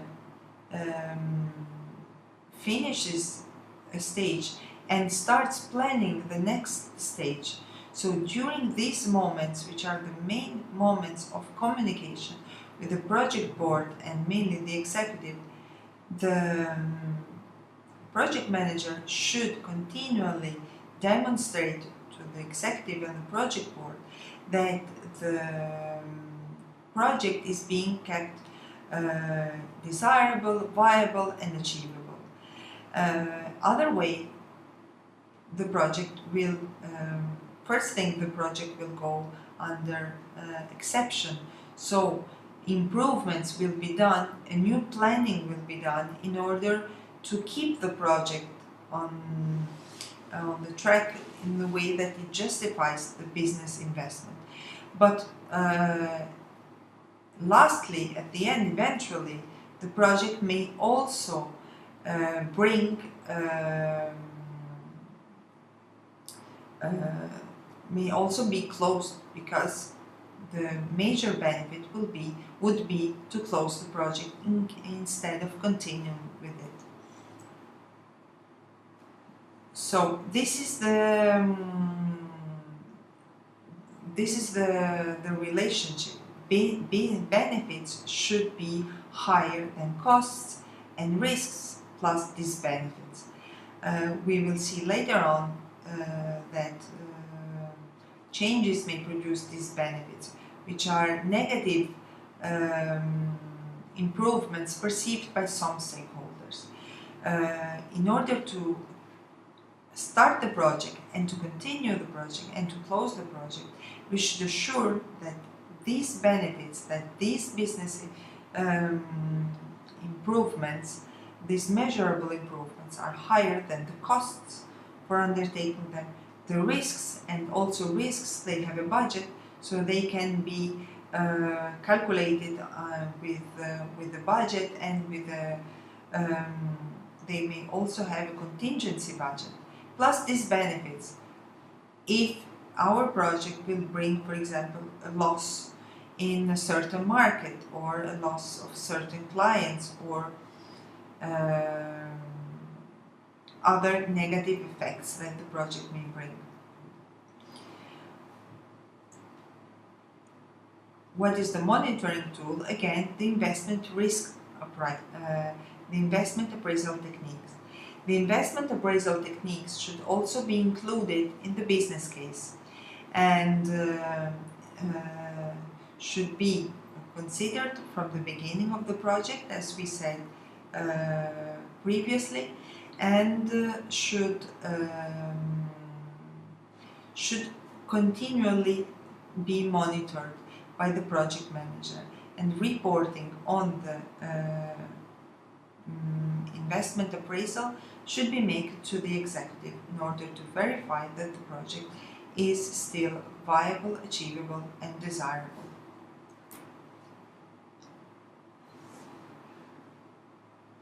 Risk variable. As we said, all projects face risks. We cannot conceive a project without risk. We cannot conceive that projects will go exactly underway without facing any risk. It comes by experience that usually what you really write on the project planning will never be exactly what you will deliver. This doesn't mean that you deliver something else. This just means that the environment, the reality is always more complex than the one that we expect.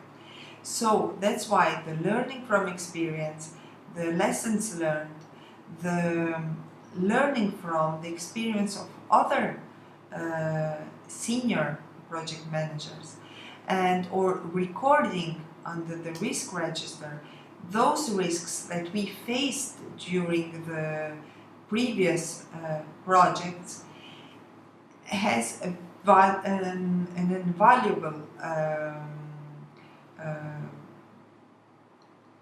price, because risks really can impact the project and can take the project completely out of the ordinary management, and can bring either to the finalization of the project itself. But what is a risk? A risk is an uncertain event or set of events that, should it occur, will have an effect on the achievement of the objectives. So when we talk about a risk, we talk about an event. that is not said to that it will occur. So when we talk about the risk, we talk about all those events that may occur, but it is not compulsory. Maybe they will never occur, but if we plan them, if we envisage them correctly, then we will have maybe we will also avoid them. But a risk is not always negative. A risk is measured by a combination of the probability of a perceived threat and opportunity occurring and the magnitude of its impact on objectives. So, the risk may be positive, and in this case we have an opportunity, or it may be negative, in this case we have a threat. Both threats and opportunities can have an impact on the project, can have a probability to be materialized, can have an impact on the objectives of the project. And in this case, when we talk about the objectives of the project, we talk about the variables.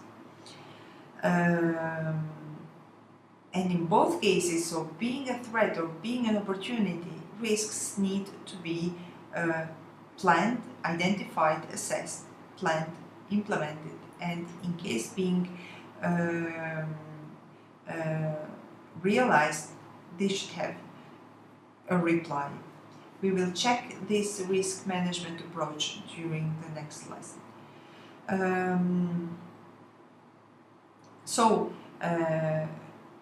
We may accept an opportunity, or we may just avoid an opportunity. It is not said that all opportunities that we get should be kept. Probably an opportunity, in order to be realized, asks for further budget that in this case we cannot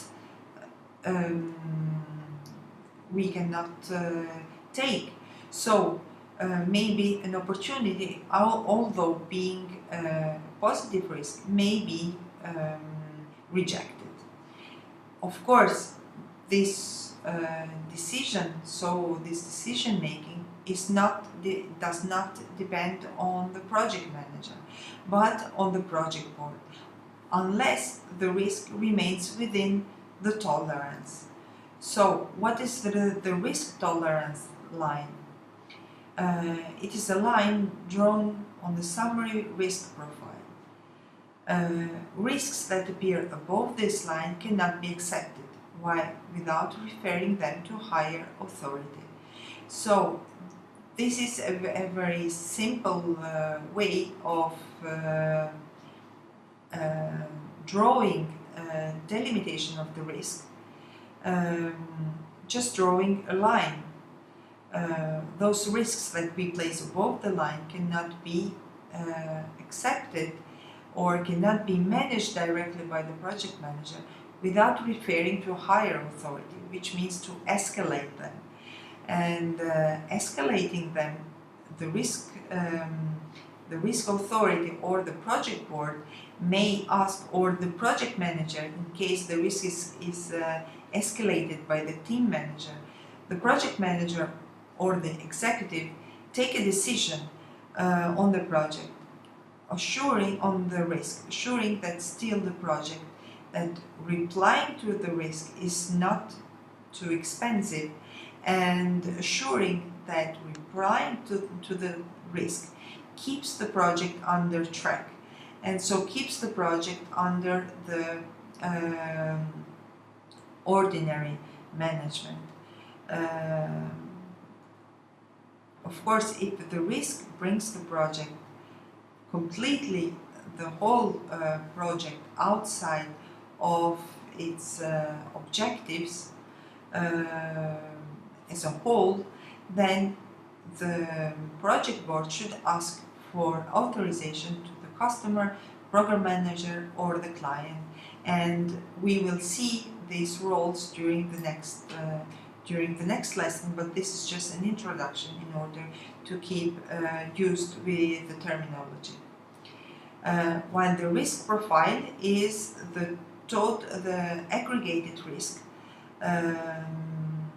all the risks that the project will face during its implementation.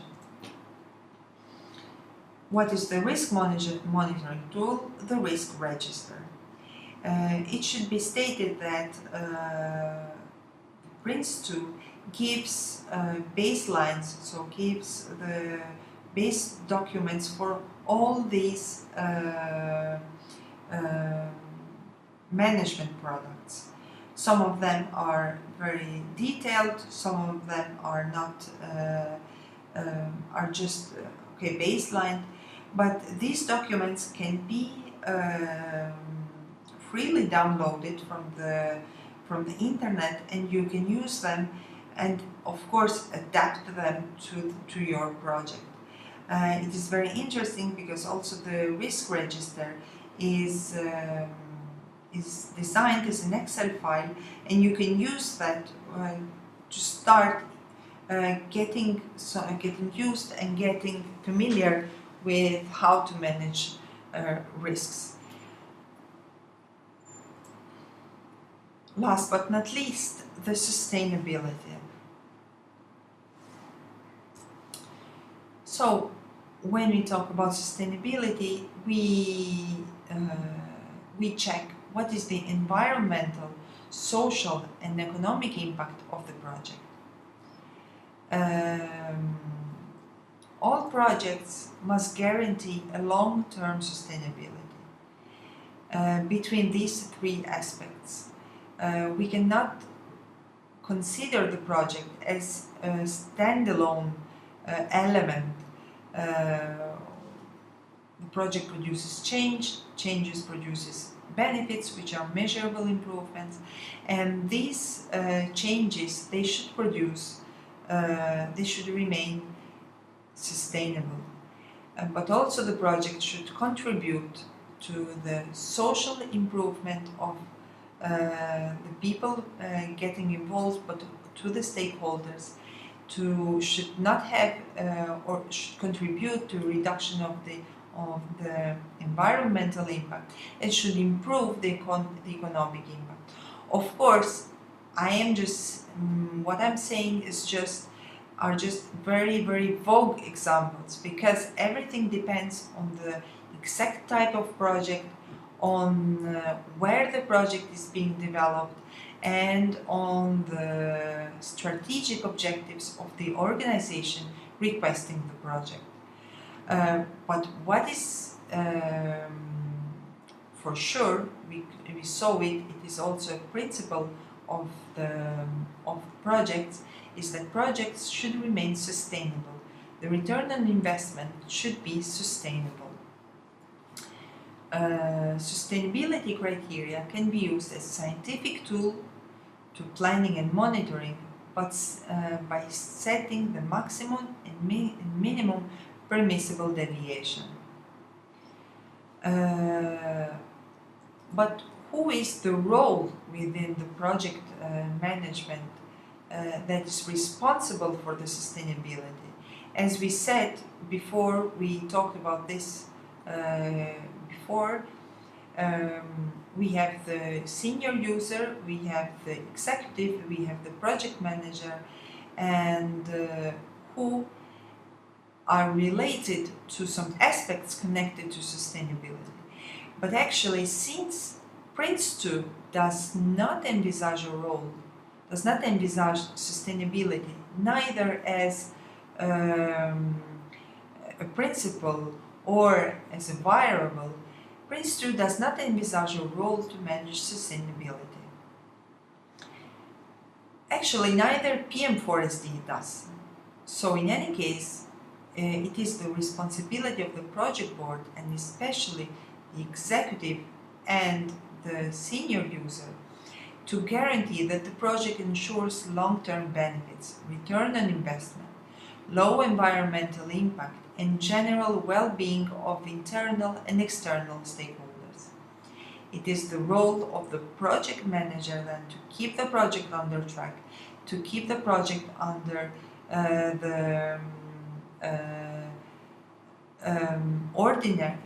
the ordinary management, in order to ensure that these benefits are being realized later on. These considerations on the sustainability of the benefits will be made at the beginning of the project, in the outline business case, included in the project brief during the starting up a project process, hence before undertaking the project itself. So this was the final variable that I wanted to present, and so before starting with the second lesson, I would like to share with you some common causes of project failure. It is also an introduction to what will be talked later on, but it is also a means of thinking about the complexity of projects and how they can be adapted to various situations. So in 2005, the Office of Government Commerce and National Audit Office agreed 8 common causes of project failure. The first one, lack of clear links between the project and the organization's strategic priorities, including agreed measures of success. Projects need to reflect and address the sponsoring organization's objectives. It should be possible to demonstrate how each project supports those objectives and prioritize projects which provide the greatest return.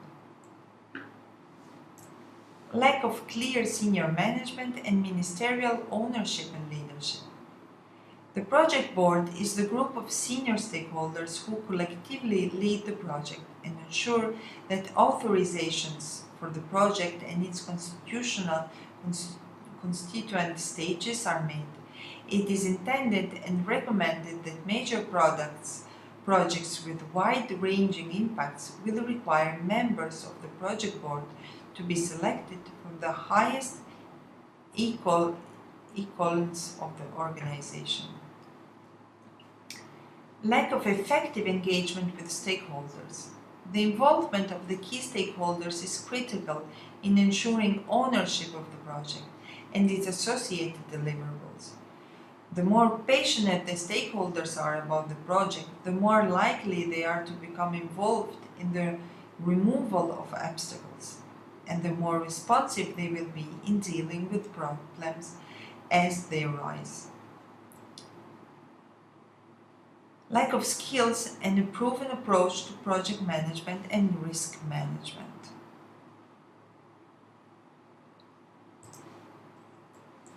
Too little attention in breaking development and implementation into manageable stages.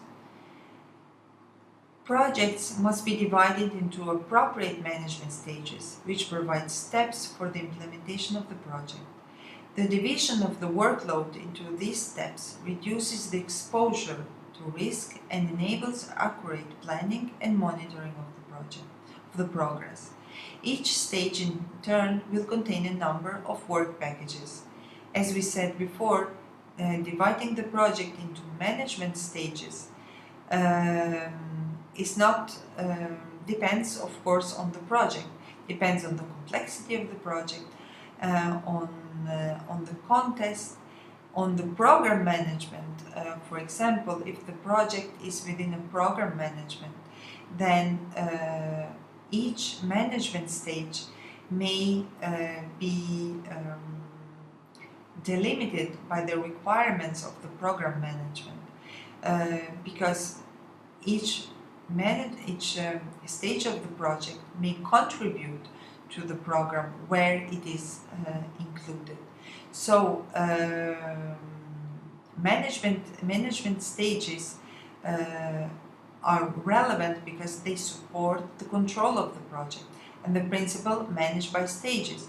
but the duration, the complexity, the number of work package that each management stage may have is not predefined. So it is up to the project manager together with the project executive or with the corporate program manager to work together and to decide what is the number of management stages.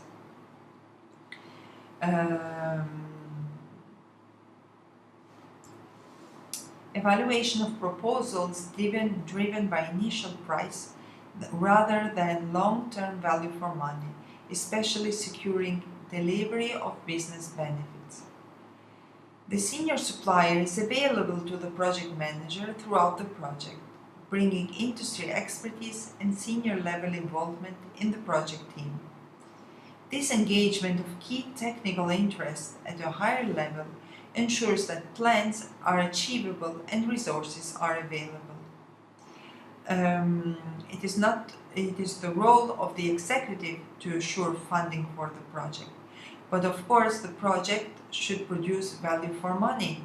Projects driven just by initial prices or by very short-term business objectives are likely to fail because they will not remain sustainable and they will not bring value for money. That's why involving stakeholders is also important, because the importance and the value of the project should always be perceived, and the impact of the project should be perceived, and in case a problem arises and in case a contingency budget is necessary to be used, then there is more probability that the project is getting more supported. Lack of understanding of and contact with the supply industry at senior level in the organization. Prince2 creates a customer-supplier environment. The customer pays for and will use the product deliverable and is represented on the project board by the executive and the senior user. The supplier, represented by the senior supplier, commands the technical resources that will deliver the project and is responsible for the delivery of the products.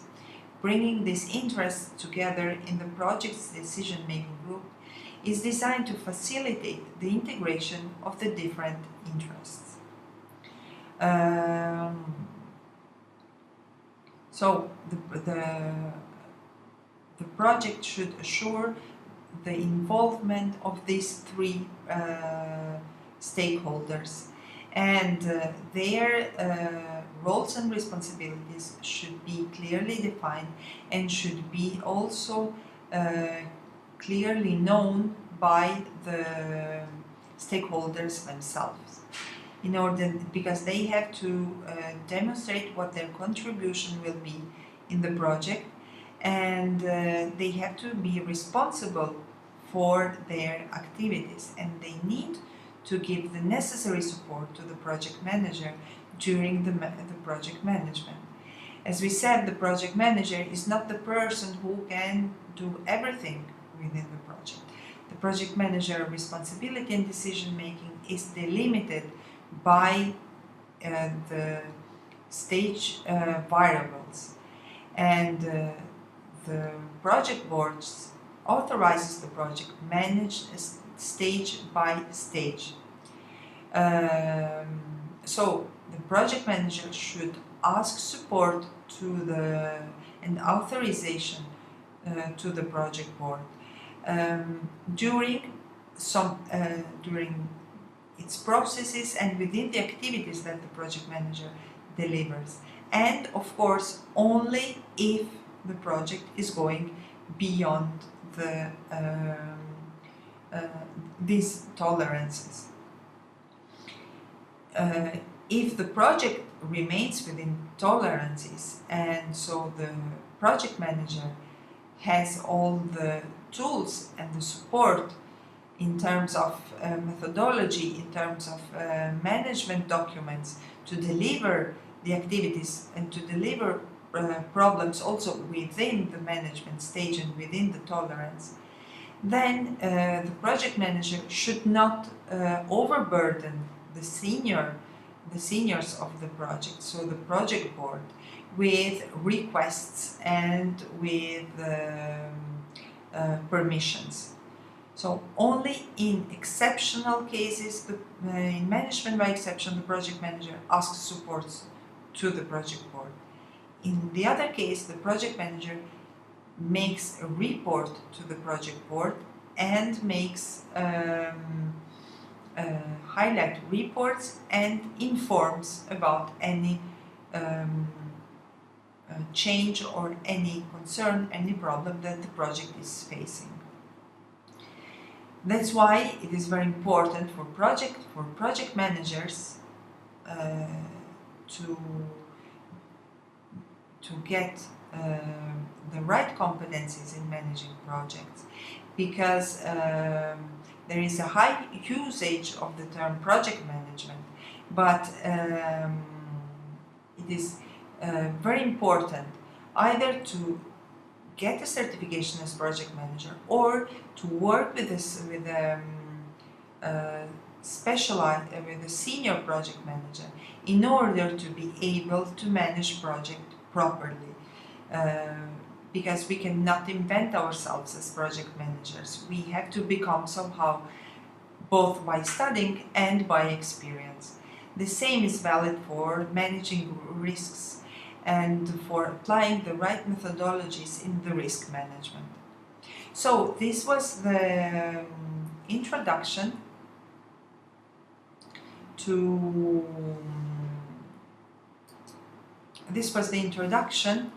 the first lesson, and I would like to see now the questions that were raised in order to start and replying them. Yes, of course. Now, so Serena, can you please explain better the difference between monitor and control? Well, there are two different activities that the project manager delivers, because during the controlling a stage process, the project manager uses the variables and the tolerances to see if the project is being kept under track or not. So controlling the project manager controls, for example, the team manager, but uses variables and tolerances in order to monitor the ongoing of the project. If I did not reply, just please ask again. So with reference to principle number 9, sustainability, could you make some examples, for example, within our PMI, what will be the sustainability of it? Yes, of course. Now, for example, the PMIR project has several outputs. The final output of the project is the creation of the project manager of integrated report, and sustainability report. So this is the final output of the project. All the outputs that come from the project idea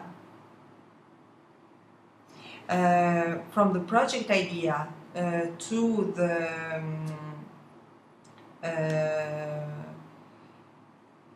the final output are specialized products. So, for example, if you can see, we have the website, we have the need analysis, we have the matrix of learning outcomes, which you did not see yet because it is still being developed. And then we have the mock, we have the webinars, we have the courses that we are giving you. So these are all outputs of the project. It is expected that these outputs produce changes. So what is the change? Change is doubled from one part, that the new project managers have some skilled have some skills in order to start managing a project properly. Nevertheless, another change is that organizations, companies, Europe-wide but also worldwide, start using this new methodology in order to develop their integrated reporting and sustainability reporting. The sustainability of our project, so this is the change, the benefits that the project will bring are also both for the people being trained and getting the competencies, as well as because they have more opportunities to find a job, or if they have a job, to find better job degree in their organization. Coming to the companies, the benefits they have is that they will be able to realize better sustainability reports, integrated reports, and so improve their visibility and so on. The sustainability of all of this is that a higher number of companies start using the PMIR. We get better reports. People being being trained during this course and who started working as project managers develop further, bring improvements, collaborate in the platform that we have created, sharing their stories, and so supporting a continuous improvement of the project outputs. Of course, this is something that you cannot measure during the project. This is something that will happen later on. So we will monitor, of course, we will also monitor you as participants of this course after 6 months, after 3 months, in order to check if some improvements have been, some changes have been brought. Of course, just let's consider that benefits and sustainability are out of project management scope, and also they are out of project scope, because by definition benefits activate when the project is finished. So it may be that that some benefits are produced also during the project, but most of them will produce after that. Why are the sustainability account in this special way? You said need to be sustainable. So I'm replying to the question of Mike. Why are sustainability principles called in this special way? Now, sustainability is one principle. There are not more than one sustainability principle. So there is only one. So you said all principles are important to all projects and projects need to be sustainable. Why does Prince separate them? Actually, Prince 2 does not talk about sustainability. So it is not that Prince 2 separates them. Prince 2 has 7 principles.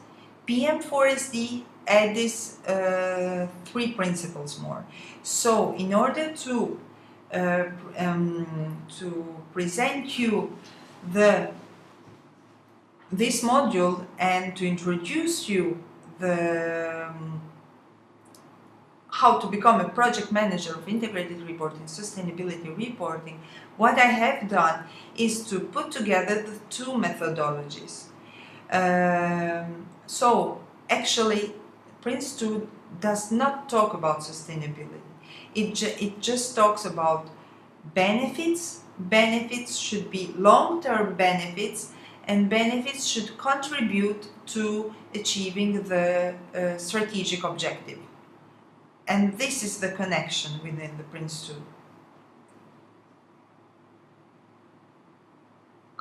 So another mic.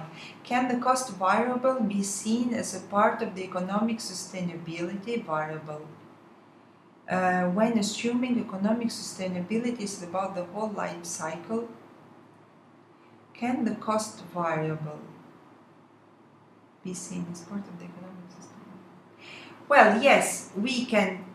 Of course, when we talk about this economic sustainability, we talk also about costs.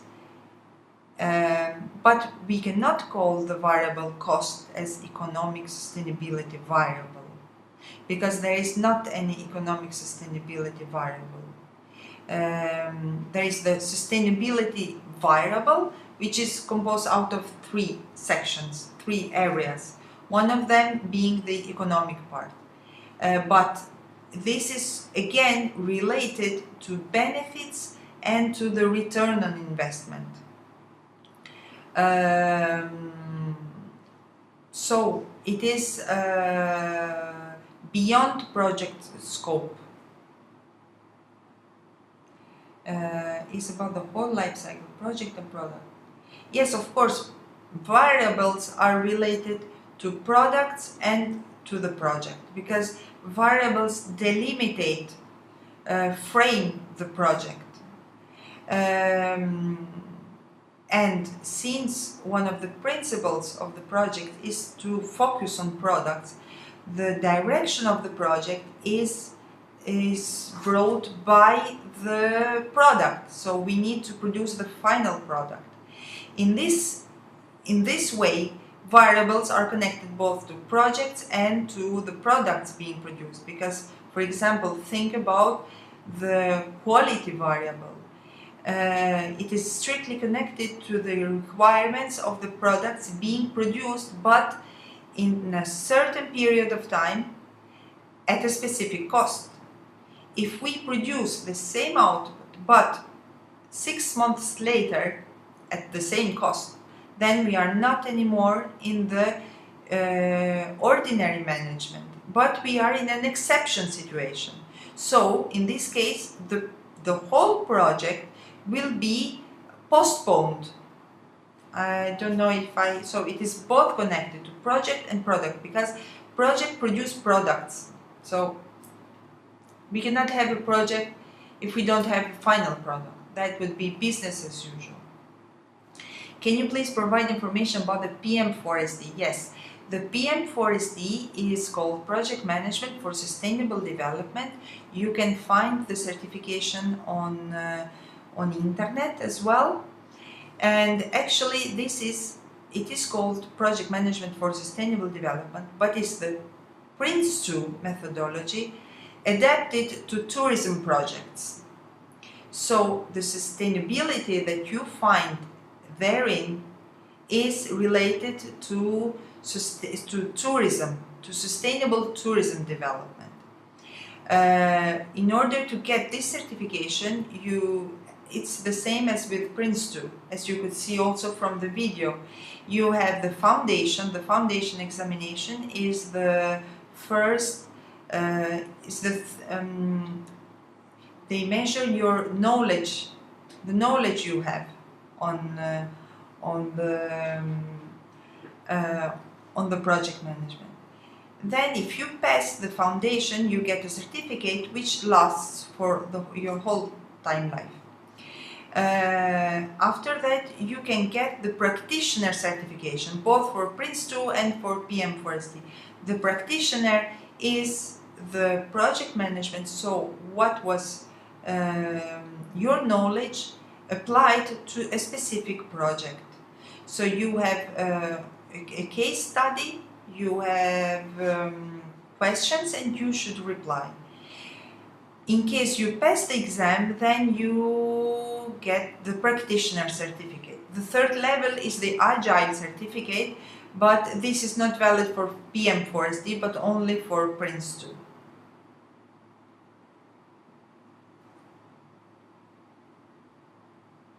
So I think, in my opinion, that if there are no more questions, we can start with our 1 hour break,